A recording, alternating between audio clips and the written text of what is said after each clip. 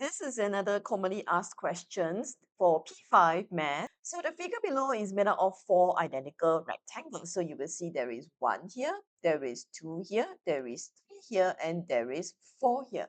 Four rectangles altogether, and they are exactly the same thing. So if they are the same thing, what you will notice is that if this is 27, this side will also be 27. And straight away, you see that 27 is made up of three lengths from here to here, G to F, F to E, and E to D. So 27 divided by 3, you will get the answer of 9, which means the breadth is 9 cm.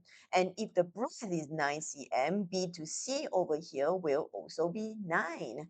And the length of it, since it's 27 as given to you over there, this whole height of the triangle, the shaded triangle of ABF is actually 36 cm.